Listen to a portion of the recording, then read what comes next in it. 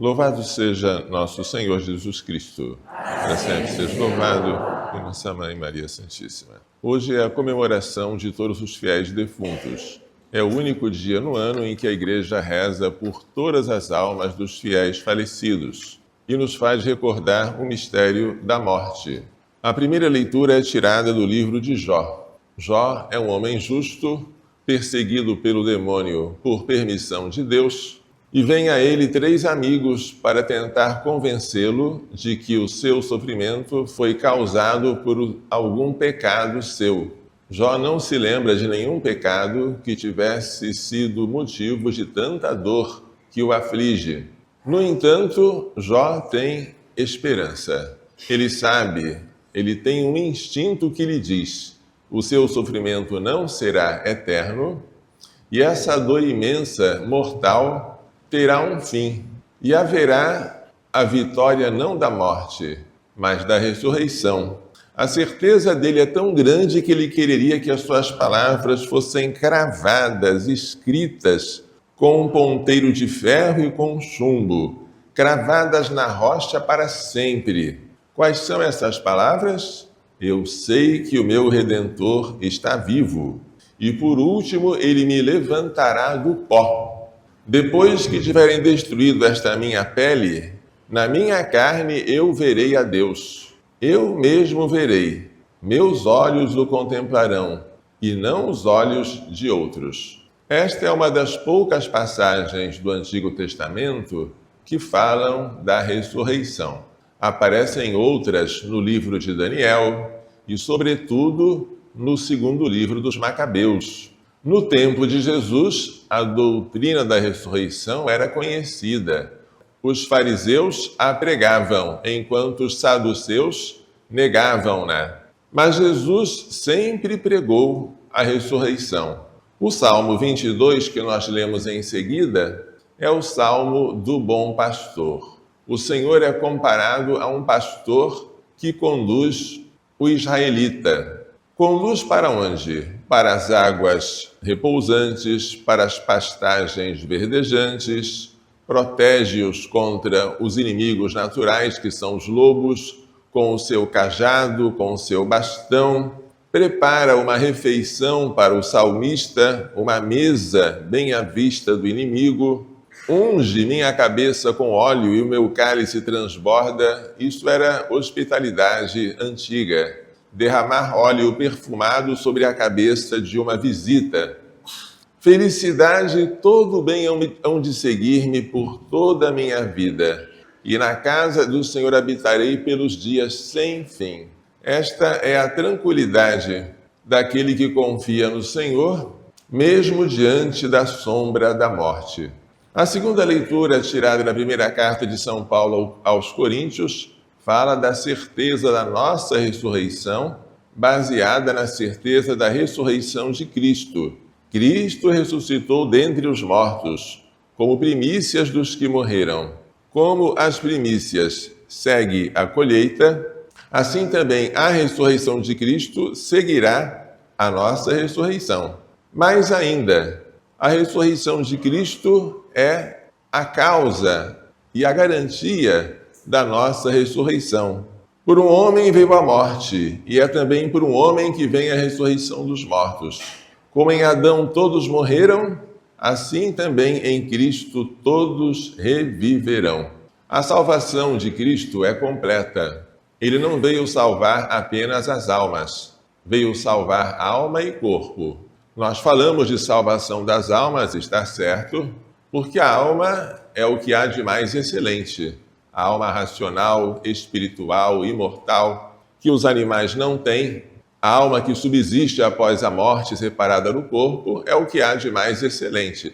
Mas Jesus não veio salvar apenas as almas, veio salvar alma e corpo. A salvação da alma se dá pela inteligência e pela sua vontade, sustentadas pela graça que Cristo readquiriu para nós com o preço do seu sangue derramado na cruz.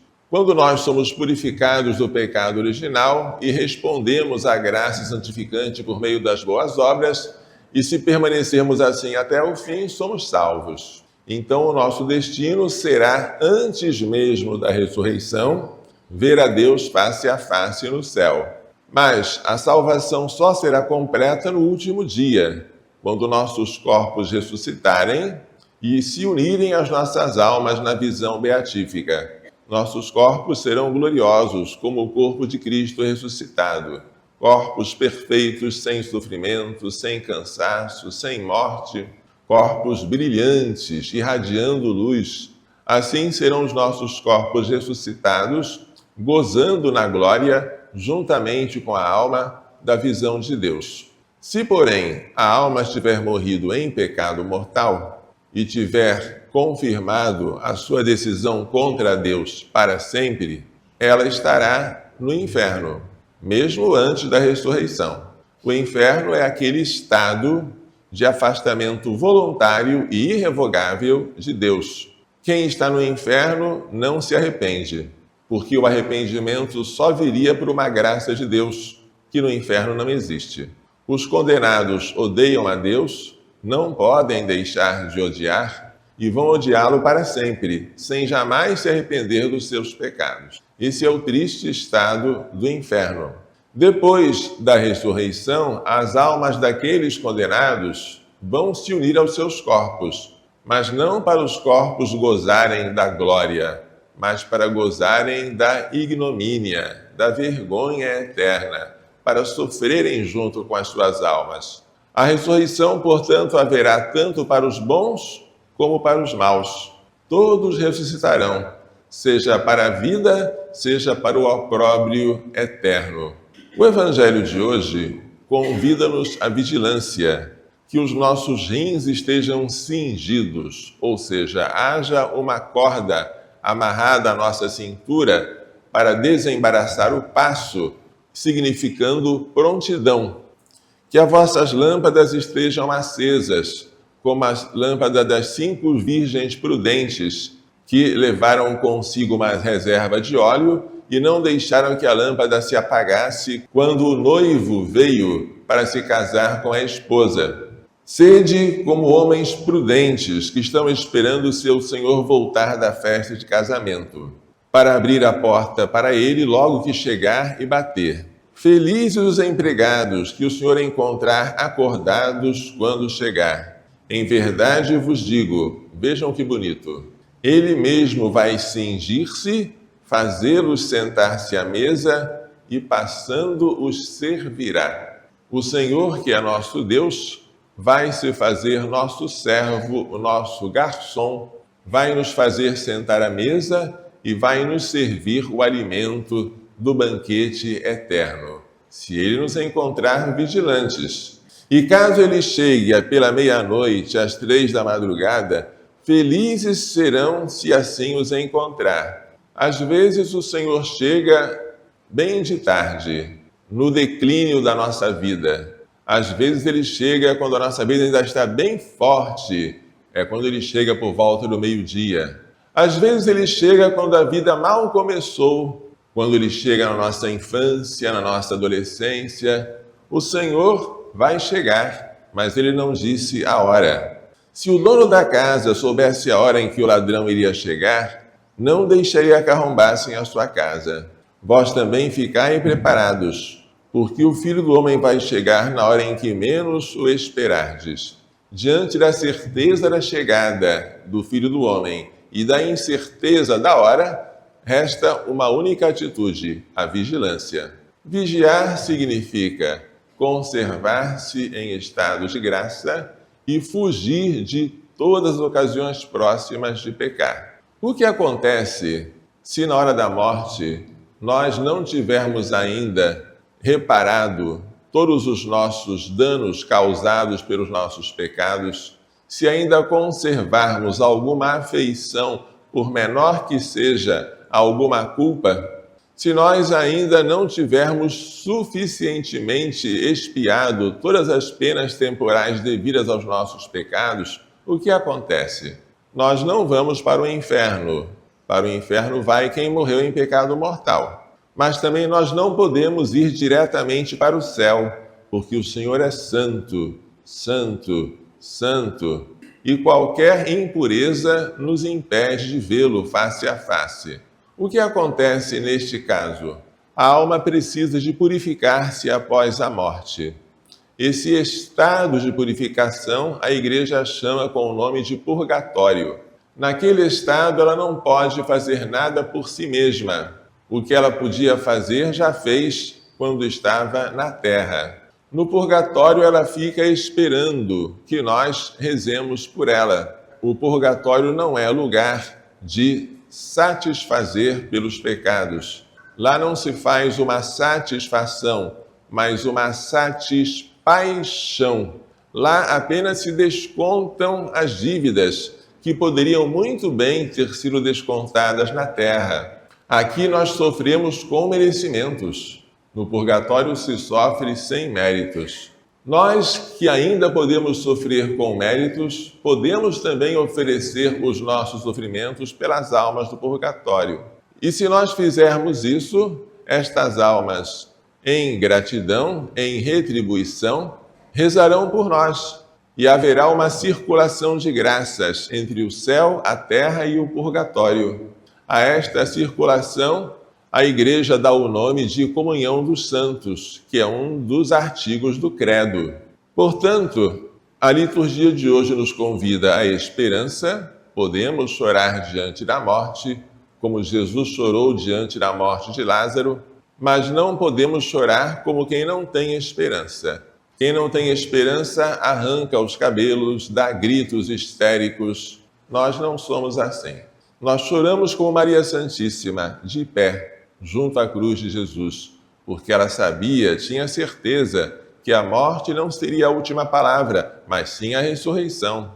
Portanto, esperança neste dia.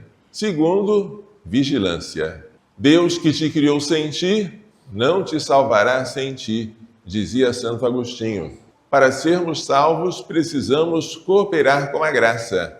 Não podemos desperdiçar as ocasiões que o Senhor nos dá de uma boa confissão, para expiar todos os nossos pecados, para obter o perdão dos nossos pecados e para nos tornar mais brancos do que a neve. Esperança, vigilância e intercessão. Vamos pedir pelas almas. Não vamos deixá-las abandonadas se nós podemos oferecer por elas a Santa Missa, que é o único sacrifício que agrada realmente a Deus, o sacrifício do seu Filho, que se oferece debaixo das aparências do pão e do vinho sobre os nossos altares. E neste dia a Igreja nos concede indulgência plenária para as almas do purgatório. Indulgência esta que começou ontem, no dia 1º, e vai até o dia 8 de novembro, para quem fizer uma piedosa visita ao cemitério e rezar um Pai Nosso e uma Ave Maria pelo Santo Padre, o Papa, tiver confessado, comungado e tiver o espírito desapegado de qualquer pecado, mesmo venial. Cada dia só se pode lucrar uma indulgência plenária. Então, visitando o cemitério 8 dias, podemos lucrar 8 indulgências plenárias só aplicáveis aos defuntos. Peçamos a Deus que nós sejamos de tal modo vigilantes que não precisemos passar pelo purgatório. Mas como não passar pelo purgatório se a santidade de Deus é tão grande? É verdade, mas para Deus nada é impossível. Se nós quisermos, pedirmos e implorarmos, Ele pode fazer com que aqui na terra nós já soframos com mérito o que no purgatório sofreríamos sem méritos. Com as indulgências que Ele nos concede por meio da sua Igreja, nós podemos expiar aqui na terra a pena temporal dos pecados que de outro modo teríamos que expiar sem méritos na outra vida. Se nós, portanto, soubermos colecionar indulgências e se pudermos e se soubermos sofrer com paciência as nossas dores, oferecendo-as todas ao Senhor, sem desperdiçarmos nenhuma delas, como seremos felizes? Bom é terminar esta jornada da terra perfeitamente mortos, para que na hora da morte, a morte não nos encontre ainda vivos e nós tenhamos que terminar de morrer após a vida. O purgatório nada mais é do que uma segunda chance de morrer para aqueles que não morreram suficientemente para si mesmos enquanto estava nesta vida. Vamos pedir a Maria Santíssima, ao seu castíssimo esposo São José e a São Sebastião, padroeiro desta capela e desta arquidiocese, que nos façam compreender e praticar tais lições. Louvado seja nosso Senhor Jesus Cristo. Para sempre seja louvado em nossa Mãe Maria Santíssima.